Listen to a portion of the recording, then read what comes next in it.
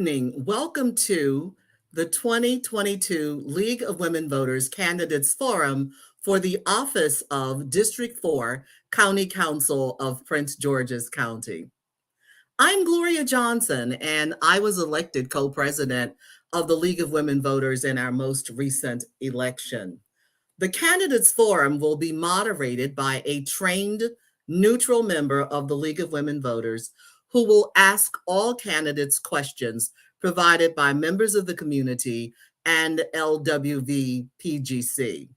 This evening, I will be joined by Elvita Martin, a local attorney who is a trained neutral who will serve as our moderator. All questions will be asked by the moderator only, and there will not be any verbal exchange between the candidates. The League of Women Voters of Prince George's County, Maryland, was founded actually in 1921, one of the very first local leagues in the United States. The league consists of both men and women members. You too can be a member of the League of Women Voters. We have membership information on our website for anyone who is interested in inquiring. The League of Women Voters is a nonpartisan political organization of men and women that encourages informed and active participation in government. It works to increase understanding of major public policy issues and influences public policy through education and advocacy. I will introduce to you the candidates for District 4 County Council of Prince George's County in alphabetical order. First, we have Michael Esteve, Ingrid Harrison, and Patrice Murray.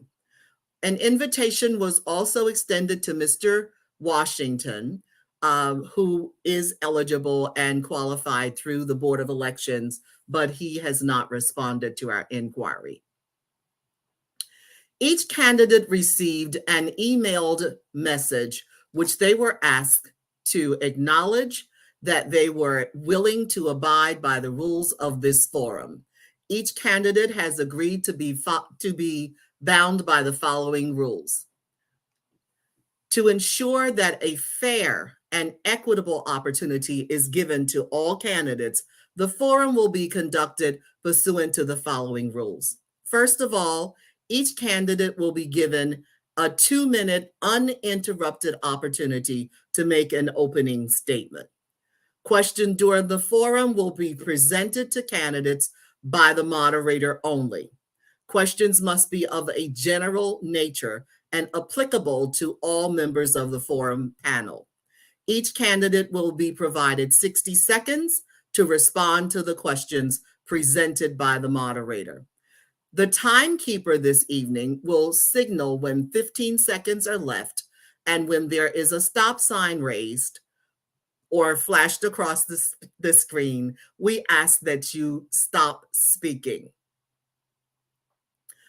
Now, if a candidate is absent, he or she will have her chair or his chair remain empty during the forum. A substitute candidate will not be permitted. However, should the candidate who is not here right now arrive later, he will be allowed to join the forum, but no one can sit in his place until he arrives. As I said previously, this is a forum. It is not a debate, and therefore there will be no interchange between the candidates. At the end of this forum, there will be an opportunity for each candidate to present a closing remark not to exceed 1 minute. I believe we have Mimi Machaco Luchez as our timekeeper this evening, and we're honored. Thank you so much, Ms. Lucas. And so at this point, we are going to turn this over to our illustrious moderator, and I know that she is going to have great questions for you. So go ahead and take it away. And yes, I do know your name, Miss Elvita Martin.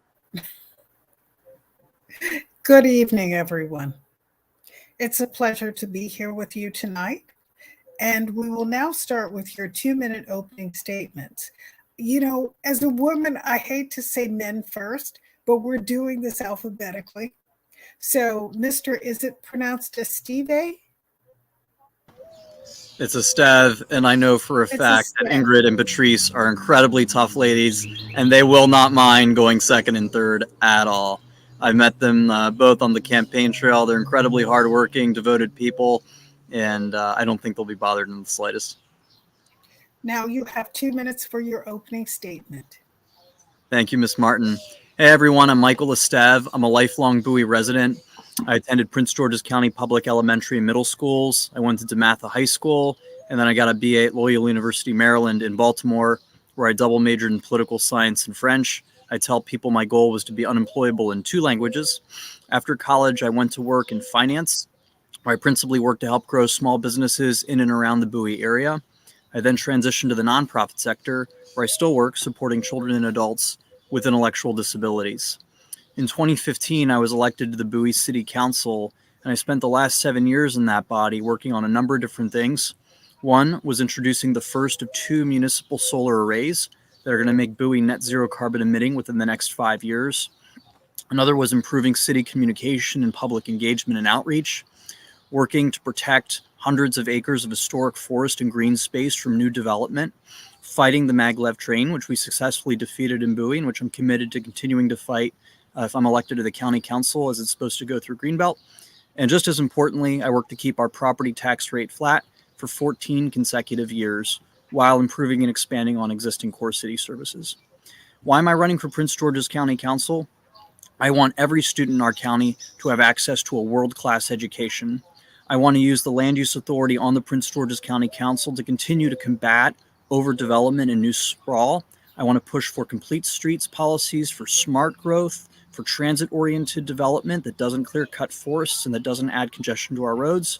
And also I want to make sure that we have a county council that is directly responsive to the residents' needs. And I'm committed to doing those things. You can learn more about me at michaelesteve.com. And if you're so moved tonight, as my treasurer always reminds me, you are welcome to contribute at michaelesteve.com. Thank you, Mr. Esteve. Now on to Ms. Harrison.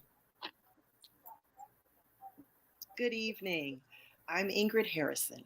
I'm a mom, a community advocate, an HBCU grad, and a hard worker. I will bring experience, commitment, and the passion for helping people to the county council. As a resident of Prince George's County for over 27 years, I have demonstrated experience through my work as an at-large council member for the city of Bowie by working only in the best interest of Bowie residents.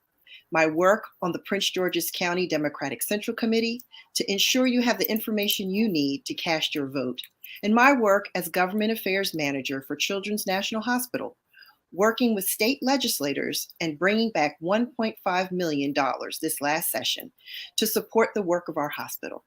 My work as a workforce development professional, where I work with the CEO to establish Employ Prince George's, the workforce engine for the county, creating jobs and training programs for returning citizens, people with disabilities, and other residents with barriers to employment. And more importantly, my 10 years working in the District 4 office as staff of the County Council. My vision is based on 4 pillars: smart economic development, education and workforce, safe and healthy communities, and environmental sustainability. What makes me different from other candidates? I've already served 10 years in District 4 staff and will hit the ground running. And I've built solid relationships with federal, state, county, and local officials and brought back results. I will continue listening to you, lead with integrity, and forge a path based on your needs. Thank you. Thank you, Ms. Harrison. On to Ms. Murray, excuse me, I'm looking at it and not reading it correctly. No worries, no worries. Thank you. Good evening. I am Patrice Murray, your candidate for County Council. I look forward to sharing my vision with you this evening as I earn your trust. I'm your neighbor. I live in District 4 in Bowie, and I don't take your votes for granted. I know I must earn your trust, and I will work as hard as I am to get your vote as I will to support you and the needs of every citizen in Greenbelt through Glendale, in Bowie, and Upper Marlboro. I am a native Prince Georgian and a product of the public school system from kindergarten to junior high school.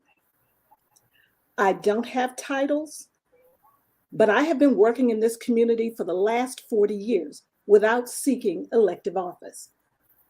I attended Morgan State University and then on to the University of Missouri, where I earned my master's degree in public administration. My husband of 40 years come Sunday, and I made the decision to start our lives and family here in Prince George's County, where we have been active advocates for the last 40 years.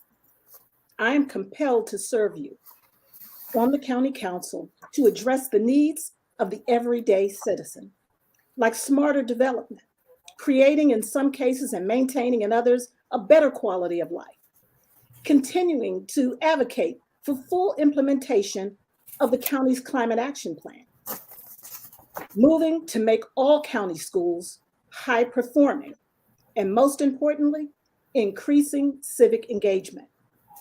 Simply put, I am honest, professional, and experienced. Most importantly, I am one of you. Thank you. Thank you, Ms. Murray. On to our first question, and we're going to start this with Ms. Harrison. What do you, as a county council person, plan to do specifically for your district to improve the day-to-day lives of your constituency?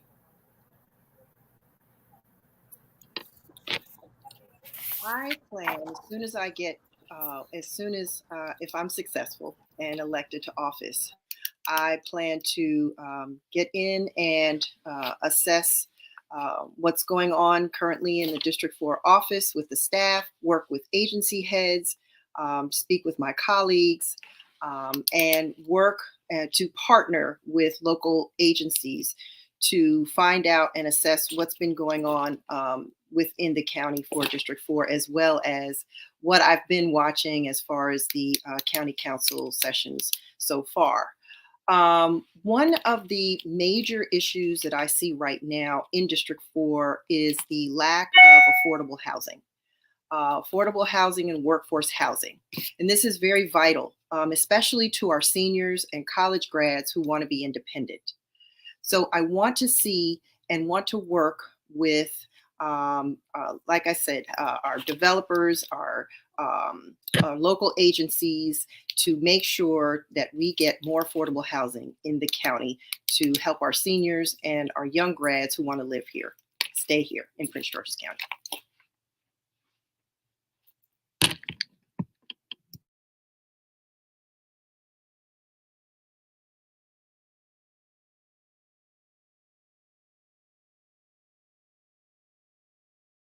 Miss Martin, I think you might be muted. I don't know how that happened.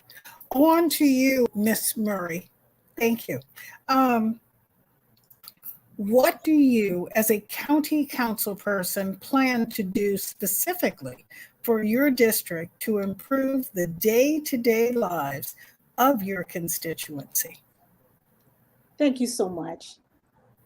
That is my whole goal, because I have been out and about for over a year now, knocking on doors and talking with the residents of District 4 so that I know the needs of the district. I know what is necessary here in my community, and it's why I've worked tirelessly to improve the quality of life. That's so important for people. We want to understand and know that we are getting what we pay for in our taxes. So first and foremost, I'll be looking at cleanliness, because I've heard that over and over again. I will be looking at crime. I will be looking at our schools, as I mentioned before, and I will be listening to the needs of the everyday citizen. I tell them all the time, whether it's policy or potholes, I'm interested. Thank you so much. All right, and to you, Mr. Stead. Yeah, so I spent the last 7 years on the Bowie City Council, and I had the opportunity to visit most of the public schools in and around Bowie, many of which are in the council district that we're all currently running in. One of the biggest things that we are seeing, education is the single largest part of the county's budget. It's the most important thing that we fund and that we administer. A lot of our schools are in bad need of some TLC. My mom was a Prince George's County public school teacher. She taught at Dora Kennedy in Greenbelt for a number of years before she retired. Before that, she was at Robert Goddard behind Duval High School. I have a lot of friends and acquaintances who are teachers in the county system. I continue to talk to students and parents and administrators. I see firsthand so many challenges that we're seeing in our schools. And so the first order of business is working with our state lawmakers and my county colleagues to ensure that we are moving as many dollars as possible to school renovations and improvements. Thank you, Mr. Esteve. Now on to the second question to Ms. Murray. What do you plan to continue as a council person that is working for your district, and what do you plan to discontinue that isn't working? Thank you so much for that question. You know, Prince George's County is a wonderful place to be. It's a wonderful place to live, work, and as they say, play. One of the things that I would definitely change is I would make sure that we are holding the departments accountable to do their work.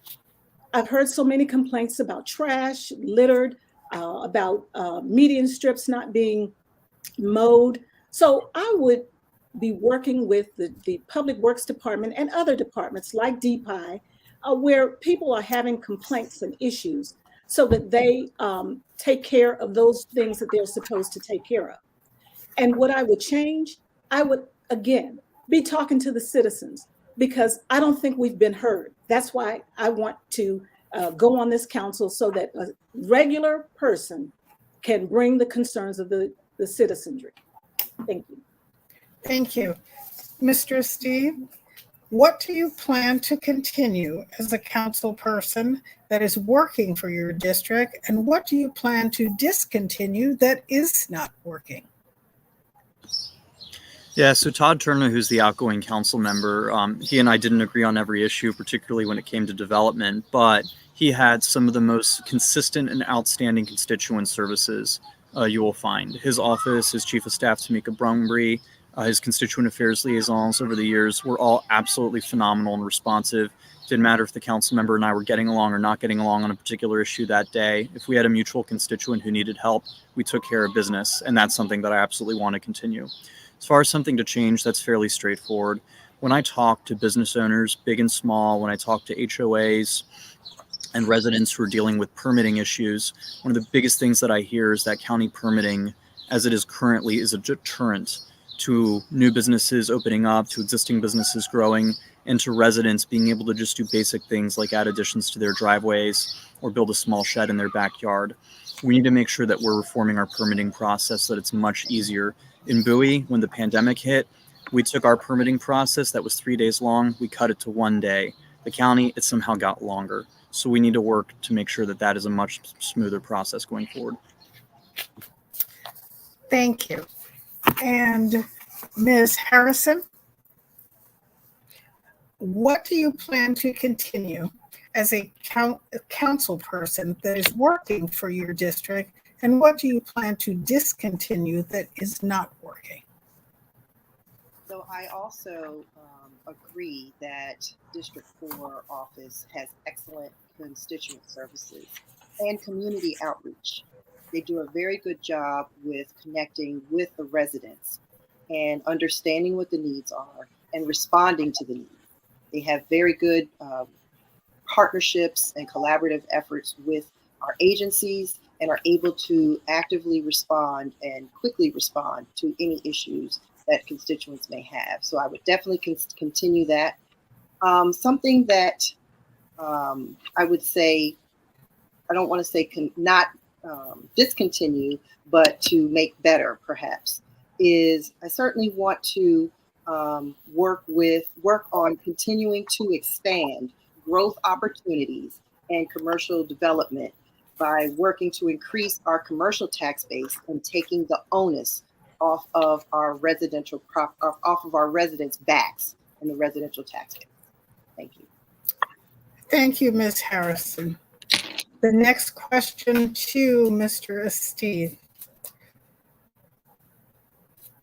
What economic development projects do you think Prince George's County should be focusing upon? Yes, there's two parts to this.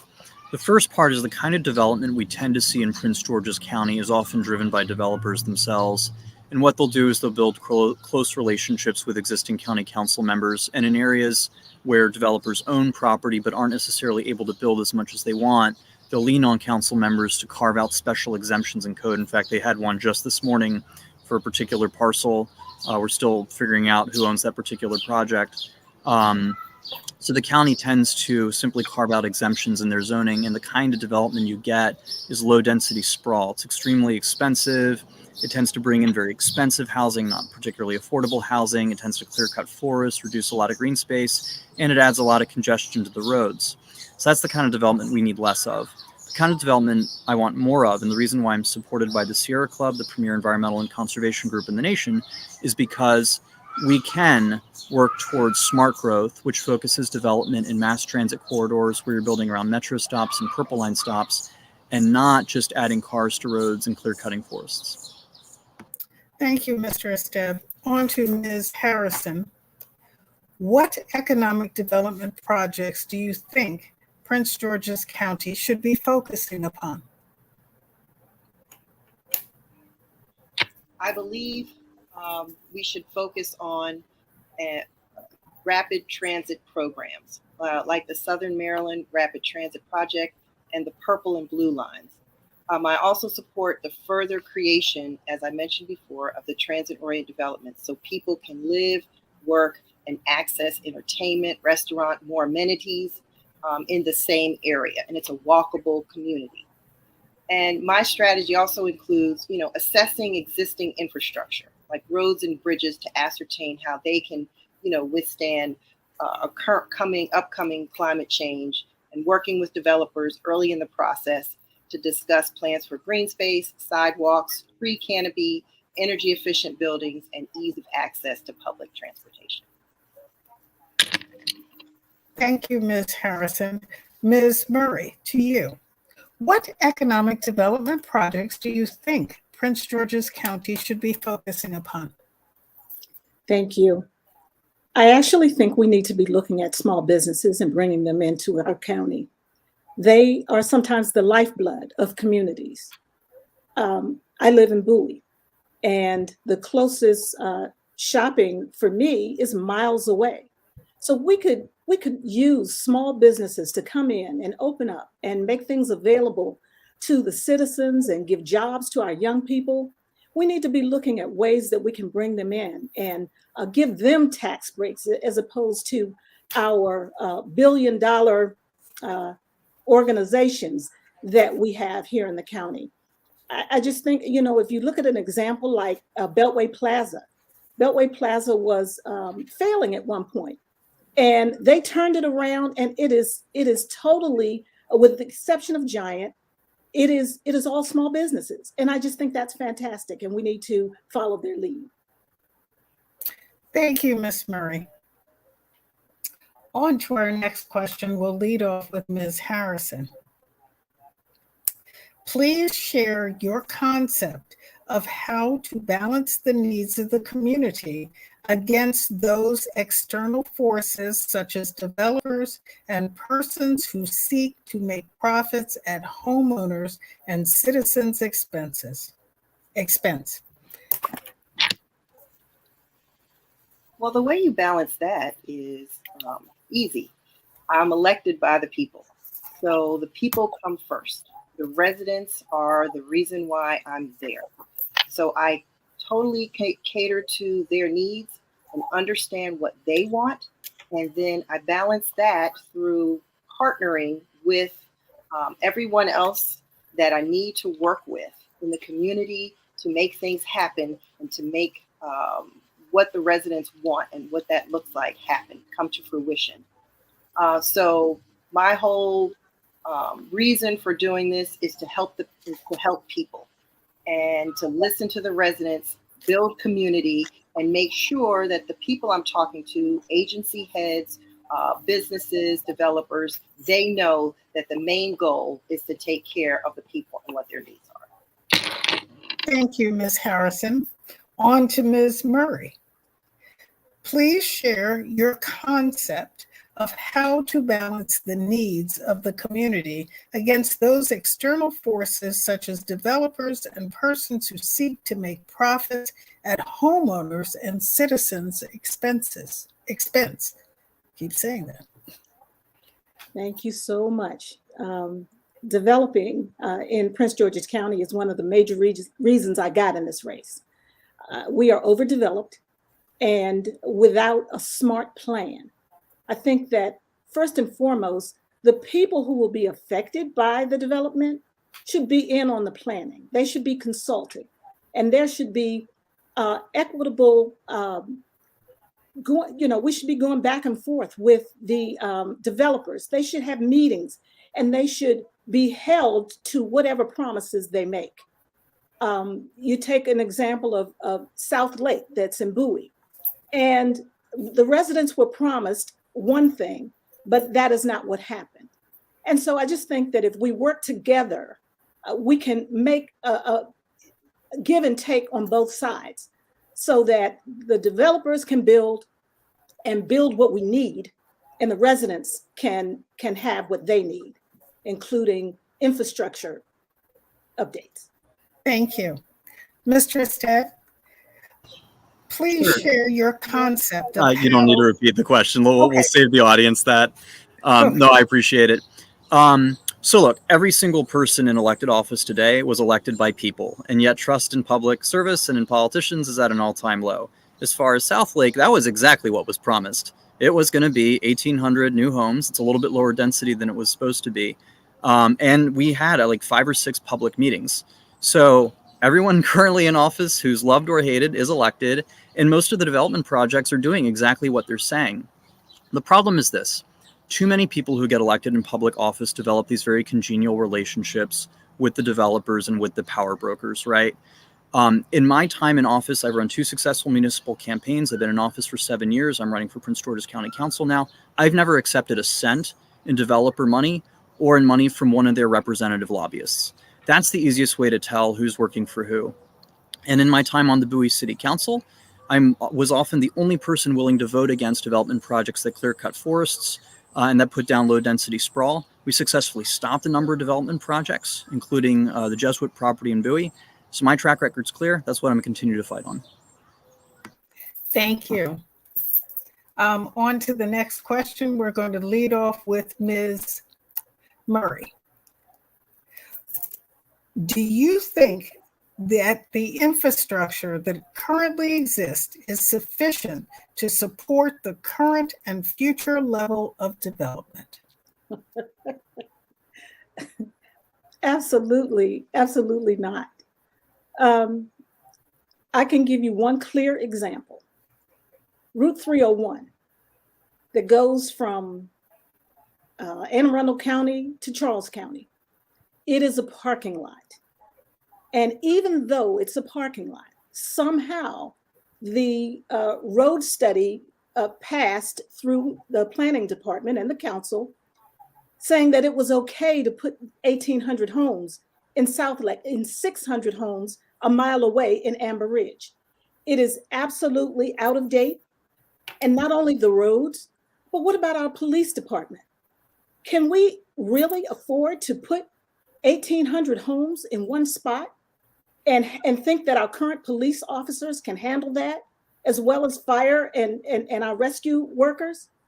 We've got to work on that. We've got to work on the infrastructure first, beforehand, and not after. Thank you. Thank you, Ms. Murray. Mr. Steve, do you think that the infrastructure as it currently exists is sufficient to support the current and future level of development? No, and this is a problem that we have not just in Bowie or Maryland, but all across the country. You know, after World War II, when the whole planet was rebuilding after the most violent period of conflict in human history, most of the rest of the world went in the direction of trains and big cities that were connected by rail, and a lot of, you know, small suburbs and small towns in between. The United States went all in on suburbs, car development, low density sprawl, strip malls. And the reality is supporting the infrastructure for that as communities grow over time. We're a nation of 330 million now. It just doesn't work. It's not sustainable. And so the kind of development we need is smart growth oriented development. Now, look, half the people running for office right now, Democrat and Republican, who are running in Maryland, are promising to put an end to development and slow development down. But most of them are still taking checks from developers and their lobbyists. So the only way to tell who is sincere on this issue or who's just promising things that they aren't actually going to be able to deliver is to look at who's supported by whom. I'm supported by the Sierra Club. I'm supported by actual environmentalists on the ground who've been combating this, and I have a track record that is consistent on this issue. Thank you, Mr. Esteve. The next question to you. How will you address the food desert that exists in many parts of District 4? Sorry, was this for me? Yes. Oh, I apologize. So this is the fun part. When you go to businesses and say, hey, we'd like a Giant, we'd like a Harris Teeter, we'd like a Trader Joe's, they always say the same thing nowadays, which is sure, we'll happily set up.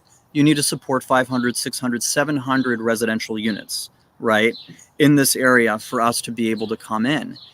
And this is how we end up with the kind of development we get, right? The businesses simply don't play ball unless you're willing to make concessions, give them huge tax breaks, give them a bunch of new residential, limit the amount of investments they have to make in infrastructure. So this is the balancing act we have to play. The good news is in many parts of our district, we're doing great on grocery stores. There's some where we're not doing as well. And we're going to need to work on an individual basis with individual retailers to try and bring them in.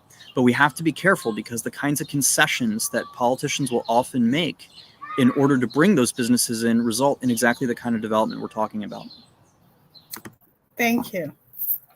Now to you, Ms. Harrison, the same question. How will you address the food deserts that exist in certain parts of District 4? I believe District 4 has very good options in regards to food, grocery shopping, convenience stores, and some restaurants. I do believe we probably have an overabundance of fast food. We do need some more healthier food options in District 4 and certainly surrounding Prince George's County. So I would certainly advocate to bring in healthier food options, as well as building more community gardens. We have one behind our Bowie Food Pantry that has been working well. I believe that would be something that I'd love to see across the district. I know there are others in parts of Prince George's County, but it certainly would be something that I'd like to have us do more so in District 4, and that's build community gardens as well as bring in healthier food options. Thank you. Thank you. Ms. Murray, how will you address the areas that represent a food desert within District 4? Thank you. I certainly know that there are some areas in District 4 that don't have the options that some others have.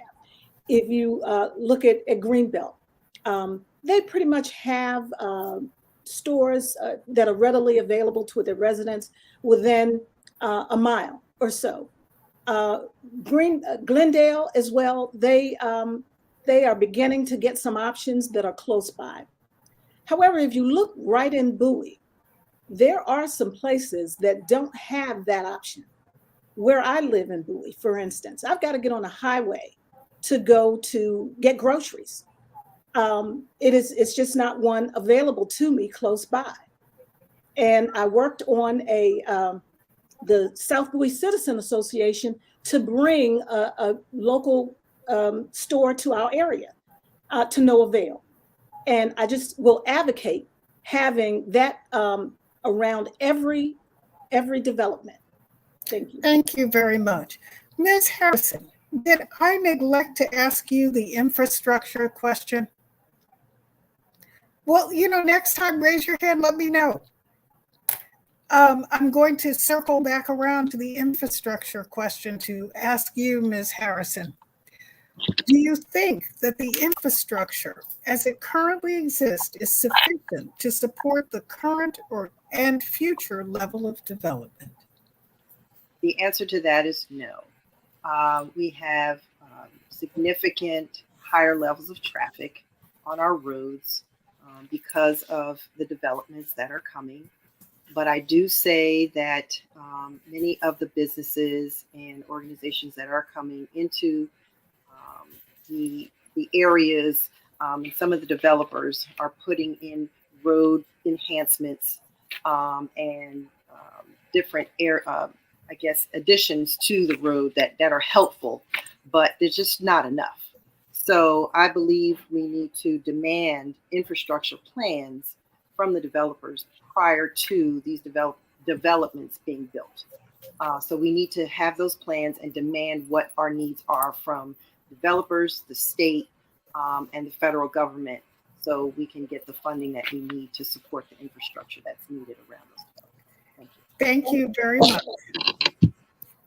Now, as life would have it, I'm rotating back to you, Ms. Harrison, with the next question.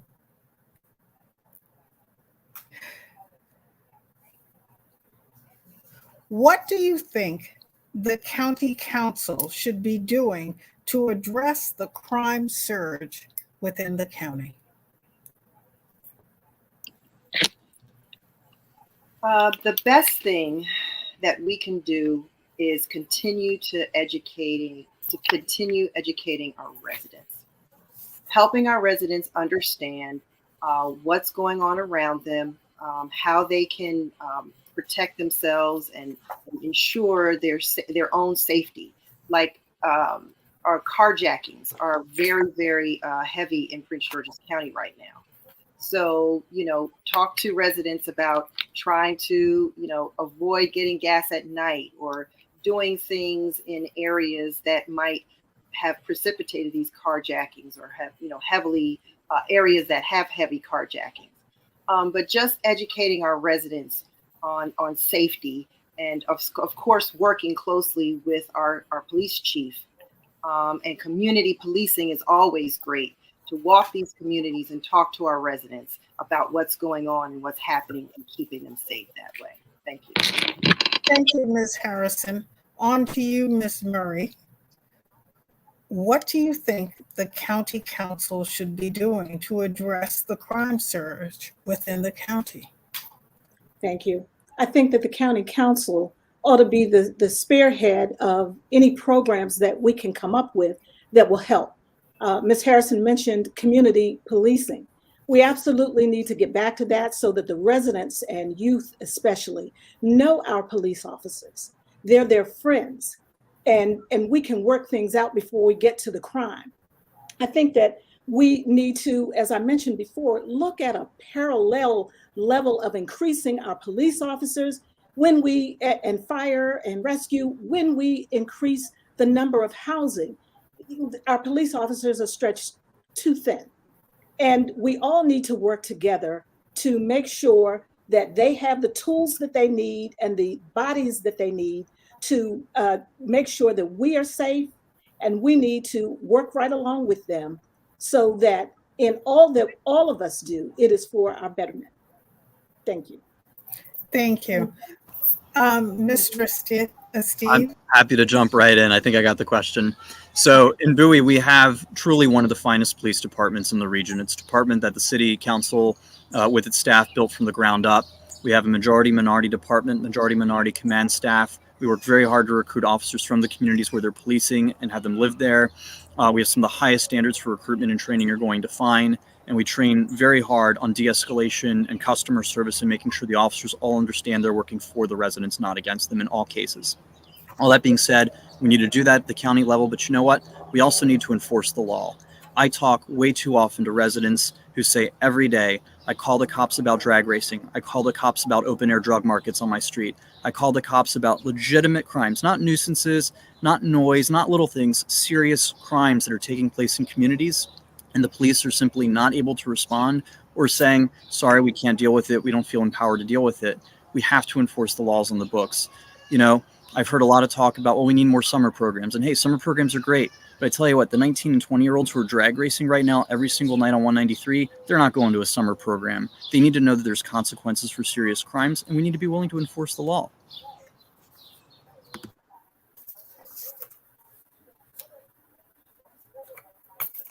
Okay, I think I covered everyone with that question.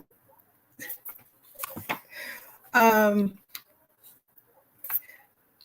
next question to Ms. Murray.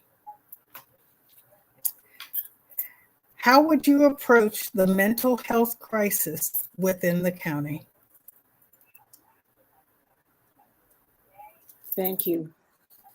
You know, we have a crisis of mental health across the country. And I think we need, in fact, I was glad to see that the county is starting a program for mental health. I think that needs to be given to all levels of our citizens, from the children on up. The children nowadays are experiencing things that I could not even imagine when I was in elementary school. So I think that we need to make sure that we have mental health professionals that deal with every level of citizen, with their issues, with their problems. Some of the residents have told me, my son was having a breakdown, and I called the police because I couldn't handle him, and yet they arrested him. We need them to be prepared to deal with mental health, if it means taking a mental health professional with them when they go on a call. Thank you. Thank you, Ms. Murray. On to Mr. Steve. Yeah, so I'm pretty open about the fact that I've struggled with clinical depression for much of my adult life and have sought treatment for it. And I think talking more openly about mental health challenges is one of the first and foundational things we have to do to make more people comfortable addressing it. Too many people suffer in silence. So that's part one. Part two, I agree with Ms. Murray. When you talk to law enforcement officers and about mental health, they'll tell you they often don't want to take those calls because they know that they responding are not going to be the most helpful people. In Bowie, we've expanded a program that has counselors and city-funded mental health professionals taking a lot of those calls and being the ones who are responding when there is a mental health crisis going on. And as far as crisis intervention goes, that's absolutely something that should be the role of the city and the county. There is a new program that started. I want to expand on that. We also need to make sure that we have an adequate number of counselors in our schools. That's the front lines of this battle. We need to make sure we have people available to talk to our children and our students about the challenges that they're facing and make sure that they're comfortable reaching out when they need help. Thank you. Ms. Harrison, how would you approach the mental health crisis within the county? I believe recently, I believe Ms. Murray mentioned it, we opened a mental health center for adults in the county. And right now, I don't see much happening as far as the pediatric mental health side. And I would work to increase that part and partner with organizations like Children's National Hospital on bringing more mental health for children here, because that is much needed. Also bring that into the schools, have more resources, as Mr. Stev mentioned, address it in the schools with school counselors.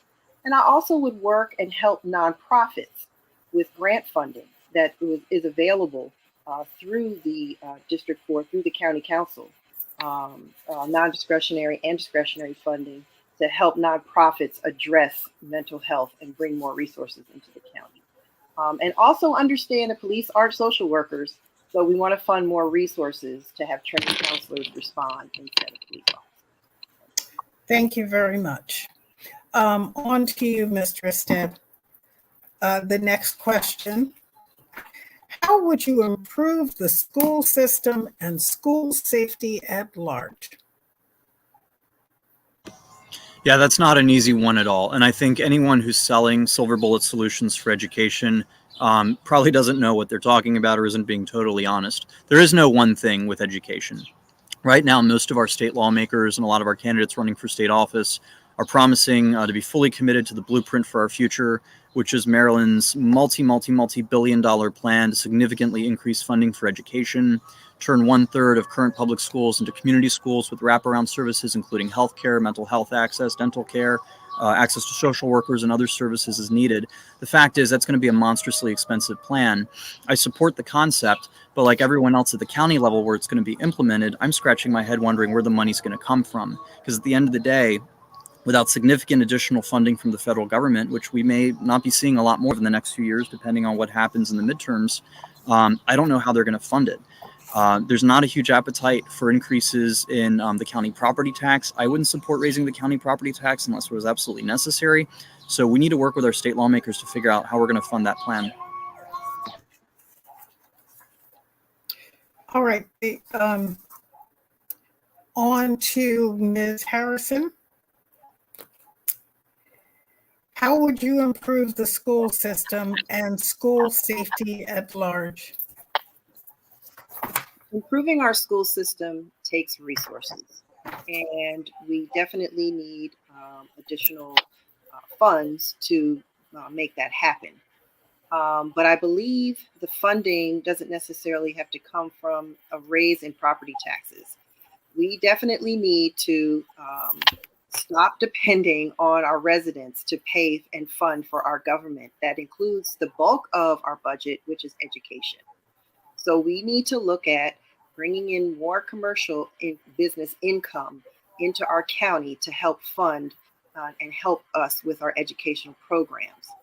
And as far as safety, we definitely need to work on training other safety officers, and not necessarily police officers, but safety officers and teachers, and have more training for the students in regards to safety, so that everybody understands and works together on putting in more safety parameters around what's going on in the schools. Thank you. Thank you, Ms. Harrison. On to you, Ms. Murray. How would you improve the school system and school safety at large? Well, as both Ms. Harrison and Mr. Esteve have said, you know, this is not something that we can go in and wave a wand and make right. This is really not about a blueprint or anything on paper. This is real life. It's real life to the parents that send their kids to school every day and expect that for the taxes that we pay, that and the fact that the school system gets the bulk of the dollars from those taxes, we're expecting a little more in our education system.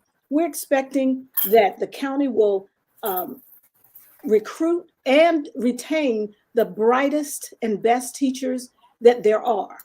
And in my last few seconds, safety, we need to make sure that, again, something like community policing in the schools. We always had someone in our schools when I was growing up. Thank you, Ms. Murray. Now, the next question is to Ms. Harrison. Would you support tax breaks for seniors in Prince George's County? And what would that look like? Yes, I would most definitely support tax breaks for seniors. And I believe we passed a tax break bill today. The county council did for the senior residents here. And that is certainly one huge piece that I'm advocating for the seniors that I've spoken with over the last few months, years that I've been in the county. That is their biggest issue. The taxes and they're on a fixed income. So it's very hard for them to adjust as inflation increases, as rent increases, as mortgage rates increase. Very, very difficult for them. So anything we can do to help the seniors, I'm on board, and certainly want to do whatever it takes to advocate for them and bring in resources to help them as we want them to age in place here in Prince George's County. Thank you, Ms. Harrison. Ms. Murray, Would you support tax breaks for seniors in Prince George's County? And what would that look like? That would look like me getting a break. I absolutely would support seniors getting a tax break. The seniors have put in to this county. People like me who have spent their lifetime here have put in, and we paid for the educational system. We paid for park and planning. We paid for all of these things over the years. And I think that the seniors deserve to have a break so that they can age in place. Unfortunately, so many Prince George's County residents tend to move out of the county. We have elected officials who move out of the county when they're no longer in office because they can't even afford to live here. So we've got to retain our citizens because they provide a wealth of knowledge that can be passed on to our children. Thank you. Thank you. On to you, Mr. Esteve. Would you support tax breaks for seniors? And what do they look like? Sure. So the tax break we saw today is great, and I do support tax breaks for seniors. We are also in an election season, so that means the season of false promises and false hopes, I think. The tax break that went into effect today expires in 5 years, so people's taxes will go right back up in 5 years, just after the next election. So I think we need to be honest with people about what this actually means, how long it's going to last, and how it's going to work. The other part is we have to figure out how to fund this. The county did not have a lot of extra money lying around and did get some funds from the pandemic. But when you look at our school budget, our renovation budget, when you look at the cost of our public employee healthcare and pensions, when you look at the need to improve teacher pay, when you look at all the liabilities we have and all the things that we're also promising people we're going to do to attract top talent and improve services, all that costs money. If you start cutting taxes on one of your largest populations, that's great for them. And I do want to find ways to make it easier for seniors to age in place and more affordable for them to age in place. But that money's got to come from somewhere, and we have to be honest about those trade-offs. Thank you. Next question, we're going to start with Ms. Murray. I'm deciding which one to ask you. That's why there's a pause. No worries. What, if anything, will you do to address healthcare disparities within the county? So I don't know whether I have mentioned that I was chief of staff for one of the current council members, and the healthcare crisis came to light for all of us, and especially in that district, District 7, when the pandemic rose. We definitely have to address that. And one of the biggest things that can help with that is making sure that there are healthy options for our residents in every community. We need to look long and hard at that, because you can find a fast food restaurant or a liquor store on every corner. And the answer is not putting those things in our grocery store. The answer is making sure that there are healthy options and healthy education so that people know what to do with those healthy foods when they're brought to their neighborhood. Thank you. On to Mr. Esteve. What, if anything, will you do to address healthcare disparities within the county? Yeah, so at the county level, there's not a whole lot we can control. But here are the things that we absolutely are able to control. Starting with the fact that we have a lot of say over the contracts, over what our kids are eating in public schools. I've been to every public school in Bowie. I've been to many of the public schools surrounding the city of Bowie. And a lot of what passes for healthy food in our school system is a joke. It's honestly not surprising to me that we have such bad health disparities when so many of our students, in particular students who depend on those public school lunches, are getting, frankly, not particularly healthy options. And so we need to make sure that we're introducing those options right in the school system at the beginning. The other thing is also dealing with the school system where we have a lot of influence. Kids need to spend more time at recess. I know parents often don't like hearing that. They want their kids sitting there for 6 straight hours learning advanced algebra.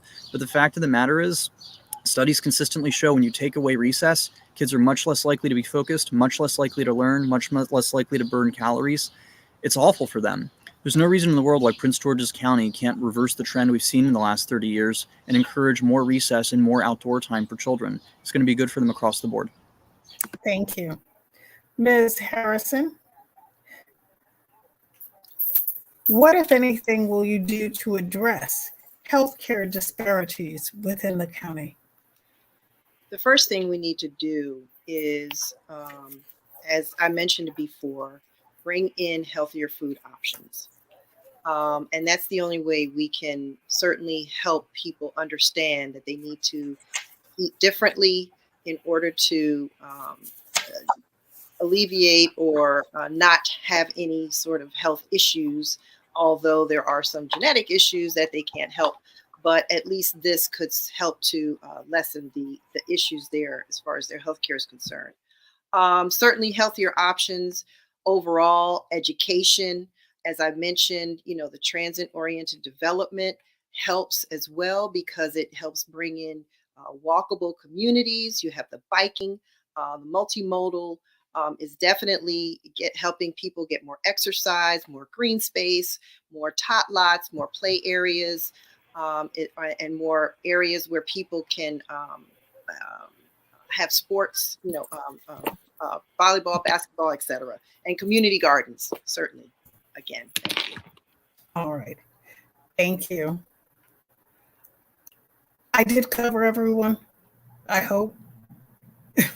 Thank you. Okay.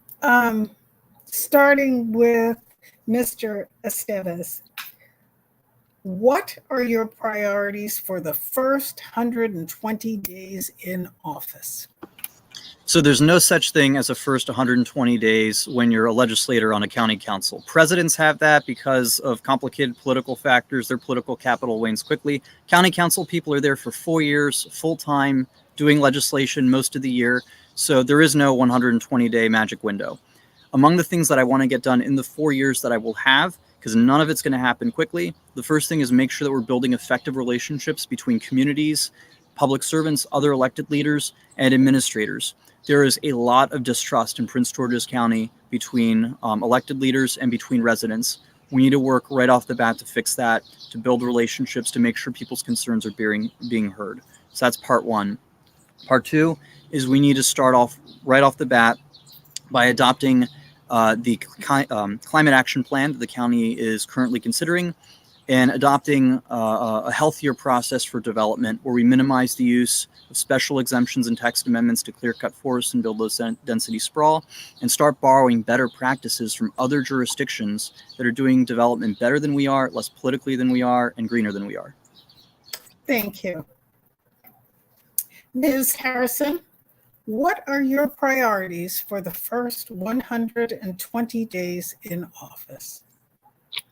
My priorities are to certainly, as I mentioned before, work with agency heads and getting to moving into partnerships with them and understanding their take on what's going on and giving updates on what's going on in District 4. Certainly, one of the top priorities would be committed to looking at the growth and development in District 4 and with heavier consideration of infrastructure and cost first. Determine ways to increase the commercial tax base so the tax base grows larger to lessen the impact on the individual tax burden. Review the budget and work with agencies to determine the needs and take any necessary corrective action, and certainly have increased community involvement. More town hall style meetings to get input from the residents prior to decisions being made and votes being taken. Thank you. Thank you. I believe I've asked everyone that question. No, I've not asked Ms. Murray. What are your priorities for the first 120 days in office? So thank you. The first 120 days in office will pretty much be like the last 120 days that I've had here knocking on doors. I'm going to be involving our citizens because We deserve that. We deserve to be involved in every step of our government. We pay for the services that the government offers. And so I have pledged that I will continue to talk with them. So many of them have said that nobody is talking to them. Nobody wants to hear. I do. I want to hear, and I want to take their concerns to the county council. Because I most recently have been chief of staff for a council member, I have worked with some of the department heads there in the county, and I'll just continue to forge those relationships so that all of us are on the same page. Thank you. Thank you.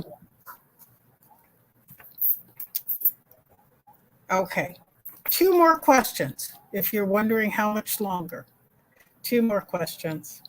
I'm going to start with Ms. Harrison on this question. With the lifting of the moratorium on mortgage payments, are you aware that thousands of homeowners are at risk for foreclosure? How will you help those homeowners avoid losing their homes through foreclosure? Well, that's definitely going to take some partnership with housing and the real estate organizations to address how we work together in addressing the foreclosure crisis and coming up with and determining the best resources and funding to help exacerbate what's going on with the increase or the foreclosure rate. So working and partnering with agencies and resources to help those homeowners to be able to stay in their homes is certainly what I would be advocating for and supporting, and trying to understand where the funding would come from to help the homeowners, because I definitely don't want to see people being put out of their homes. So I would advocate for whatever it takes to help those homeowners stay in their homes. Thank you, Ms. Harrison. On to Ms. Murray. With the lifting of the moratorium on mortgage payments, are you aware that thousands of homeowners are at risk for foreclosure? How will you help homeowners avoid losing their homes through foreclosure? Thank you. I think Ms. Harrison had the right idea talking about finding programs. And I am sure that there will be a lot of federal programs that will filter down. We've got to look at where we're putting our dollars. We had this issue when the pandemic was at its height, and so many people who were renters were at risk of losing their homes. And so when the funds came down from the federal government through the state, the county then put those funds into place so that people would not be put out on the street during a pandemic. Well, we've got to look at these same kinds of programs and ideas to put in place for those homeowners who are now facing that same fate. And I would be doing everything in my power to find all of the programs available, whether they are countywide or nationwide, to help the residents of this county. Thank you. On to Mr. Esteve. Sure, I'll dive right in. We can skip the question again. Okay. Fortunately, there are a lot of existing programs at the federal and state level intended to help distressed mortgage payers. And so it'd be a matter of connecting them to those programs that are available. But it's also really important to get to the source and make sure people aren't falling behind in the first place. Namely, we need to make sure that people are staying in their jobs. And if they're not able to find work, they have access to unemployment. This was a major challenge we had during the pandemic. A lot of our state lawmakers were overwhelmed trying to connect people with unemployment benefits. There was also massive fraud that took place. So we need to make sure that we're cleaning up from that mess and ensuring that those who need to access those benefits are able to. On the Bowie City Council, I was very proud to support a program to help people in job training. So if you're a City of Bowie resident, and this is something, by the way, that we could work with Employ Prince George's to expand countywide, we have developed programs that we can continue to rely on to give people workforce job training, skills training, to get them into job situations so that they don't fall behind on their mortgage in the first place. Thank you. Now we're going to go to our last question. I'm going to start with you, Ms. Murray. What aspect of your unique life experience prepares you for this legislative position? Wow. Well, we got an easy one for the last question. Thank you. I have the experience of having worked on every level of government. I was an intern for then freshman Congressman Steny Hoyer. I went on after my graduate degree, and I worked as the director of the office for local office for U.S. Senator Barbara Mikulski for her first 2 terms.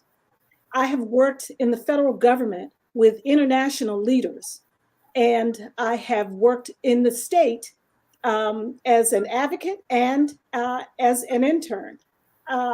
And again, I've mentioned before, I most currently was a chief of staff for a current county council member. So I'm ready. I know the rules, and I'm ready to hit the ground. Thank you, Ms. Murray. Mr. Esteve, would you like the question again? No, we're all good. Sorry. Couldn't get to that mute button fast enough. Okay. So the good news about this job is I've spent the last 7 years on the Bowie City Council, the largest municipality in Prince George's and the largest municipality in this district, a town very similar to Greenbelt with a lot of the same kinds of challenges as Glendale and Upper Marlboro and Mitchellville and College Park and Riverdale and the other parts of this district.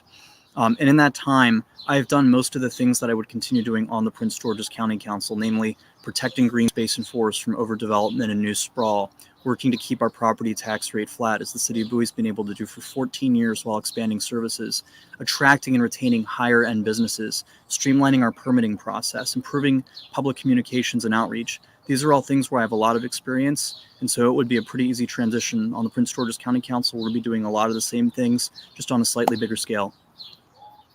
Thank you. And on to Ms. Harrison.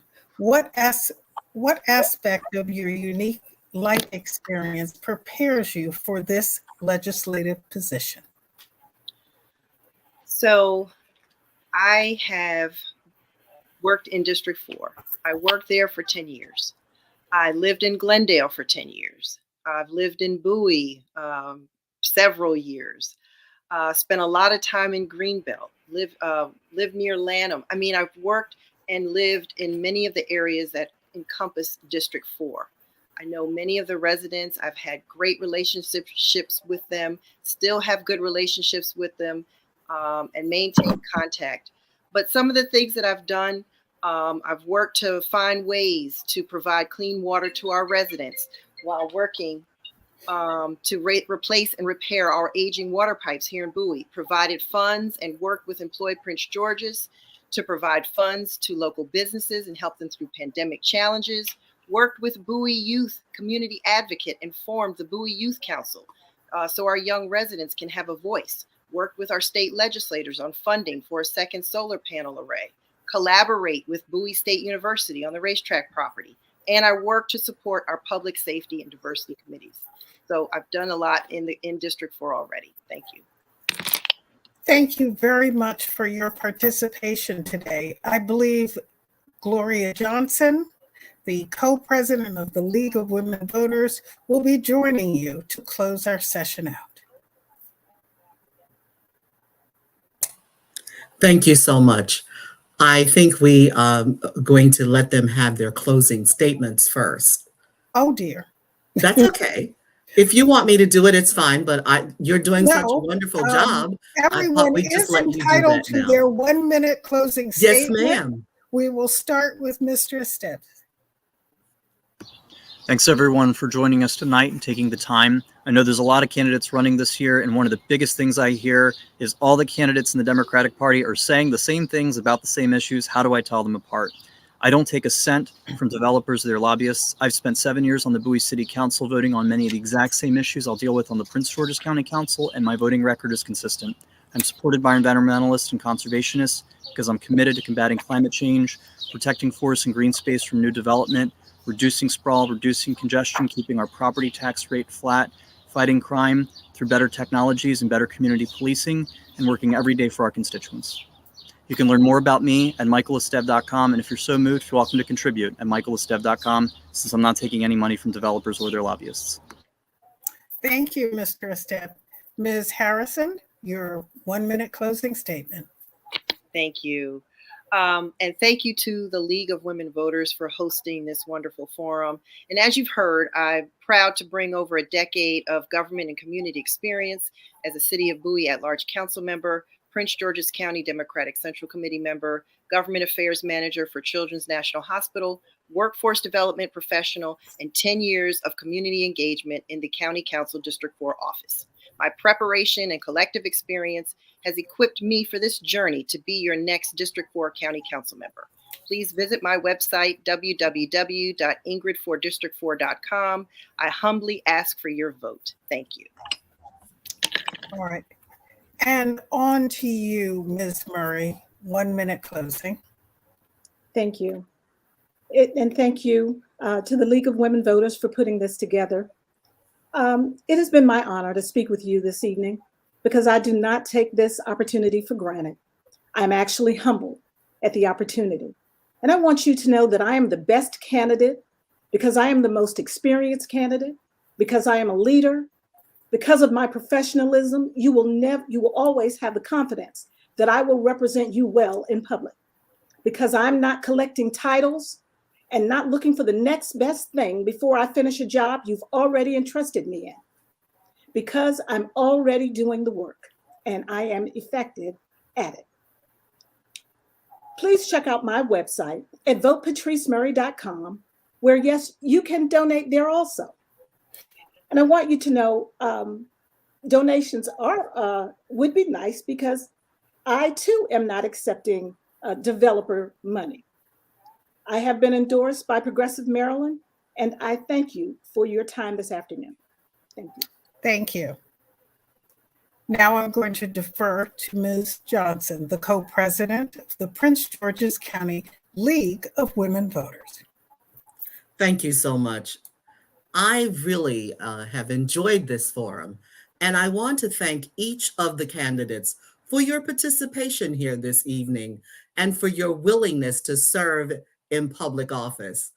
Those who serve in an elective office offer the community a willingness to work, to give up their time, to take responsibility. And these are traits for which the League of Women Voters has the utmost respect. I also want to gratefully thank our moderator, Elvita Martin, for her great volunteer service.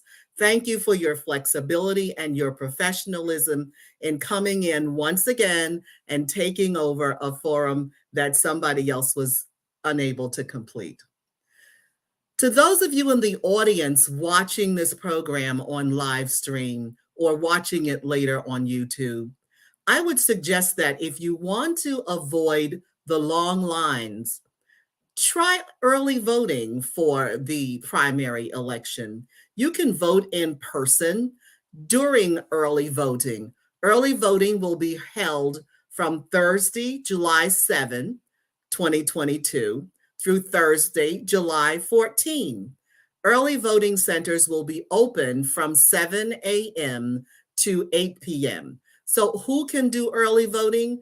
Any person who has registered to vote can do early voting. The voting deadline depends on how you want to vote to receive your ballot. If you want to receive your ballot by mail or fax, your request must be received by the Board of Elections, not just mailed, but received by Tuesday, July 12th.